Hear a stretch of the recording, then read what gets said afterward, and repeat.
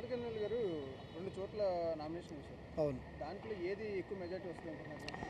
మేము అనుకోవడం గాజువాకలో ఎక్కువ మెజారిటీ ఇస్తారని మేము అనుకోవడము మా అంచనా. కాకపోతే దీన్ని బట్టి ఇప్పుడు నామినేషన్ వేసి తర్వాత సమీకరణలు మారిన తర్వాత రెండిట్లో ఏది వస్తుందో కూడా చెప్పలేని పరిస్థితి ఇప్పుడు. అది 1,00,000 పైనే దాటొచ్చు. చరిత్రలో నిలిచిపోతుంది, అది మాత్రం కన్ఫామ్. ఓకే. ఇప్పుడు లోకేష్ చంద్రబాబు. లోకేష్ వచ్చేటట్టుగా మంగళగిరి, ఓకే అయితే చంద్రబాబు వచ్చేటట్టుగేమో కుప్పం. ఓకే ఇద్దరు కూడా సింగిల్ స్థానాల్లో ఉన్నారు. ఓకే మన పవన్ కళ్యాణ్ 2 స్థానాలు ఎందుకు అంటే ఒకటి పోయినా ఒకటి వస్తుందనా లేకపోతే ఎట్లా? అలా కాదండి, రెండింటిలో బలంగా ఉన్నాము. కాకపోతే ఉత్తరాంధ్ర వారికి కూడా మేము ఉన్నామనే ధైర్యం ఇవ్వడానికి ఆయన ఉత్తరాంధ్రలో నిలబడినాడు గాజువాకలో. అలాగే భీమవరంలో ఉన్న సమస్యలన్నీ తీర్చడానికి ఆ డంపింగ్ యార్డు కానీ అవన్నీ ఏదన్నా బ్రిడ్జి సమస్యలు అవన్నీ తెలుసుకున్నాడు. కాబట్టి రెండింటిని ఫస్ట్ అయితే మనం నిలబడదాము, అక్కడ వారికి ధైర్యం ఇద్దాము. ఇక్కడ కూడా ఉత్తరాంధ్రకు నేనున్నాను, మీ వలసలు ఆపుతాను, మీ యొక్క సమస్యలను తీరుస్తానని దానికోసమని ఆయన 2 సైడ్లో నిలబడడం జరిగిందండి. ఇప్పుడు వైసీపీ ఏమంటుందంటే టీడీపీ జనసేన సీక్రెట్గా పొత్తును మెయింటైన్ చేస్తుంది.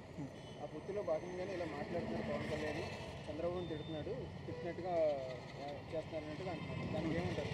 కాదండి, వైసీపీ వారు చూస్తే టీడీపీతో జనసేన అలయన్స్ అంటారు, టీడీపీ వారు చూస్తే జనసేన వైసీపీ లోపల అలయన్స్ అంటారు. అంటే ఇద్దరితో అలయన్స్ పెట్టుకొని ఇంకా ఈయన 170 సీట్లలో అంత స్ట్రాంగ్ క్యాండిడేట్లు ఎందుకు నిలబెడతాడండి? యాక్చువల్గా వాళ్ళకి ముందు లేదు స్థానము. ఏదో విధంగా మూడో శక్తి రాకూడదు, మూడో శక్తి వస్తే రాష్ట్రంలో మాకు నూకలు లేవని వాళ్ళకి అర్థమైపోయింది. స్టేట్లో ఏ సర్వే చూసినా 100 సీట్లకు పైగా జనసేన కైవసం చేసుకుంటుందని మాకు వార్తలు వస్తున్నాయి. అలాగే మా అనంతపురం జిల్లాలో ఇంతవరకు ఒక సీటు కూడా రాదన్నారు. యాక్చువల్గా ఇప్పుడు ప్రస్తుతానికి ఈరోజు ప్రస్తుతానికైతే కంపల్సరీగా 3 నుంచి 4 సీట్లు ఖచ్చితంగా మేము జనసేన తరఫున కైవసం చేసుకుంటాం 100%. ఓకే. నిన్న పవన్ కళ్యాణ్ అన్నాడు, యాక్చువల్లీ ఏంటంటే వైసీపీ టీఆర్ఎస్ పొత్తు పెట్టుకుని ఆంధ్రాలో పోటీ చేస్తున్నారు. ఎట్లా? కాదండి, వైసీపీ టీడీపీతో పొత్తు కాదని ఎలా చెప్పగలం? వైసీపీతో ఆల్రెడీ టీఆర్ఎస్ పొత్తు ఉంది కదండి. వాళ్ళు వాడిన ప్రచార రథాలు అయితేనేమి, వాళ్ళ పార్టీలోకి వెళ్ళకుంటే వేరే లీడర్లను బెదిరించడం అయితేనేమి, ఇంటర్నల్గా సపోర్ట్ అయితేనేమి, ఫస్ట్లో వాళ్ళే జగన్కి మేము సపోర్ట్ అని, అలాగే జగన్తో చర్చలు జరిపినారు. వారు చెప్పిన వారికి కొంతమందికి కూడా బీఫారాలు ఇచ్చినారు వాళ్ళు. ఇంకా అలాగా జరిగేటప్పుడు ఇంకా పొత్తు లేదని మనం కూడా అనుకోవడానికి వీల్లేదు. ఖచ్చితంగా అయితే వైసీపీకి టీఆర్ఎస్కు ఖచ్చితంగా పొత్తుంది మా నమ్మకం. ప్రజలు కూడా నమ్ముతున్నారు, ఎందుకంటే ఆంధ్ర వాళ్ళని అంత ఘోరంగా తిట్టినప్పుడు కూడా ఈయన వాళ్ళతోనే పొత్తు చేసుకుంటున్నాడు. కాబట్టి ప్రజలకు కూడా అర్థమైపోయింది. ఎందుకంటే వీళ్ళు ప్రజలకు సంబంధం లేదు, ఓన్లీ వాళ్ళ అధికారము, వాళ్ళ ఆస్తులు, వాళ్ళ యొక్క కుటుంబాలు బాగుపడికే ఆలోచన చేస్తున్నారు. కానీ కులాలకు కానీ ఏ దానికి కూడా ఆలోచన చేయడం లేదు. వాళ్ళు రెడ్డి అంటారు, మేము రెడ్డినే, కానీ మేము ఏ విధంగా ఉన్నాం, వాళ్ళు ఏ విధంగా ఉన్నారు, వాళ్ళ కుటుంబాలు బాగుపడుతున్నాయండి. మేము కులం అయితే బాగుపడలేదు. దయచేసి రాష్ట్ర ప్రజలు కూడా అర్థమైంది, ప్రతి కులాలకు కూడా అర్థమైంది. కళ్యాణ్ బాబు గారికి కులాలు ఎటువంటివి లేవు. ఓకే. ఈ ఎలక్షన్లో పవన్ కళ్యాణ్ కింగ్ అవుతాడు, కింగ్ మేకర్ అవుతాడు? కంపల్సరీ కింగ్ అవుతాడండి. 100 సీట్లకు ఏమాత్రం తగ్గవు, 1 సీటు కూడా తగ్గవు, 100% అది ష్యూర్, ఖచ్చితం. ఇప్పుడు కింగ్ మామూలుగా సీఎం అవుతారు. Okay okay. సీఎం కాకుండా కింగ్ మేకర్ అయి ఉంటే, అవును, కింగ్ మేకర్ అయితే ఓకే. దేనికి సపోర్ట్ చేస్తారని మీరు అనుకుంటున్నారు? కింగ్ మేకర్ అనేదే లేదండి, మాకు ఆ క్వశ్చనే రాదు కూడా. ఎందుకంటే మాకు కన్ఫామ్, మాకు నమ్మకం మా నాయకునికి కాదు. వాళ్ళ మాదిరి నేనే సీఎం అని జగన్ మాదిరి మాకు నాయకుడు అన్నాడు. మేము కార్యకర్తలే చెప్తున్నాం డైరెక్ట్, ఖచ్చితంగా మా Pawan Kalyan CM. Okay. Pawan Kalyan CM ఏంటంటే మేనిఫెస్టోలో ఉన్న ప్రతి ఐటమ్ కూడా, ప్రతి పథకాలను కూడా కంపల్సరీ అమలు చేస్తారంటావు? ఖచ్చితంగా చేస్తాడండి. ఆయనేమి చాలా ఎక్కువ ఆకాశంలో ఇవేం చెప్పలే, నక్షత్రాలు నవరత్నాలు అట్లాంటివి ఏం చెప్పలే. ఆయన బడ్జెట్కు లోబడి ఆయన ఆలోచన చేసి ఏది చేస్తే ఏం మేలని ముందు రైతుకు కూడా చాలా విధాల మంచి పని చేసినాడు. మొత్తానికి భారతదేశ హిస్టరీలోని ఏ పార్టీ చెప్పిందండి రైతుకు పెన్షన్ ఇవ్వాలని? ఎకరాకి 8,000, అలాగే వ్యవసాయానికి సాయం చేస్తానన్నాడు 8,000, గ్యాస్ బదులు గ్యాస్ ఇస్తామన్నాడు, గ్యాస్ సిలిండర్ ఫ్రీగా, రేషన్ బదులు 2,500 నుంచి 3,500. సామాన్యులకు కానీ రైతులకు కానీ ఇంతకంటే ఏం కావాలండి? ఏ బడ్జెట్ ఇస్తుందండి? ఏ నాయకుడు ఇస్తాడు? ఇది కూడా బడ్జెట్కు లోబడే ఆయన ముందే చెప్పినాడు. నేను ఎక్కువ బడ్జెట్ ఉన్నది 1.5 లక్షల నుంచి అవసరం అనుకుంటే 2 లక్షల కోట్ల బడ్జెట్ మంది, వాళ్ళు 4.5 లక్షల కోట్ల బడ్జెట్ చెప్పాడు. ఈయన కూడా చెప్పాలంటే ఆ విధంగా చెప్పగలడు. ఈయన అలా చెప్పడు, అలా చెప్పలేడు కూడా.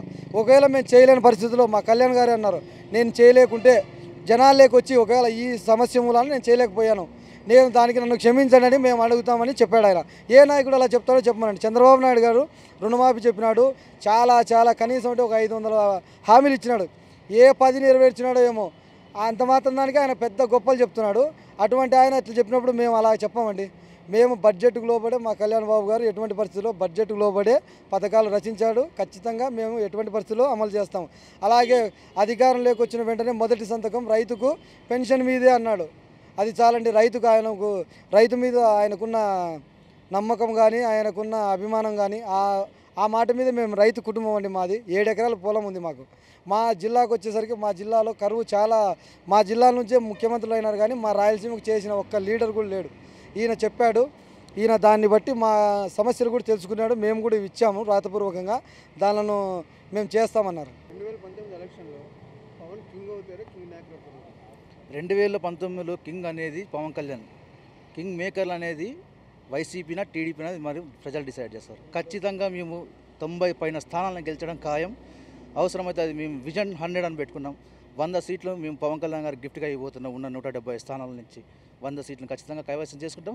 ఒకవేళ వాళ్ళ డబ్బులకి అమ్ముడుపోయే ప్రజలు ఉన్నంత వరకు మనం కూడా దానికి ఏం చేయలేం. కాబట్టి అలాంటప్పుడు ఈక్వేషన్స్ మారినప్పుడు టీడీపీ మాకు సపోర్ట్ చేస్తుందా, వైసీపీ మాకు సపోర్ట్ చేస్తుందా, వాళ్ళు డిసైడ్ చేసుకోవాలి. ఓకే, ఇప్పుడు చంద్రబాబు కుప్పం నుంచి పోటీ చేశారు. అవును, లోకేష్ వచ్చేటికి మంగళగిరి నుంచి వాళ్ళు ఒక్కొక్క స్థానంలో పోటీ చేస్తారు. పవన్ కళ్యాణ్ 2 స్థానాల్లో పోటీ చేస్తారు. ఓకే, భీమవరం ఒకటి, గాజువాక ఒకటి.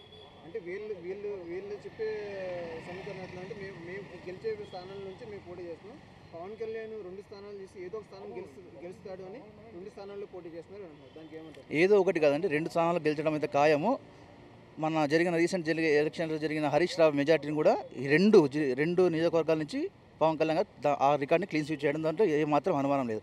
కానీ ఎందుకు 2 చోట్ల చేస్తున్నాడంటే అక్కడున్న లోకల్ సమస్యలు కానీ, అక్కడున్న భరోసాలు, ప్రజలకు అందించిన భరోసాలని మేమున్నాము ధైర్యంగా అనే ఉద్దేశంతో మాత్రమే 2 స్థానాల్లో పోటీ చేశాడు. కానీ అదేవిధంగా ఆ క్వశ్చన్ 2014లో నరేంద్ర మోడీకి ఎందుకు వేయలేదు?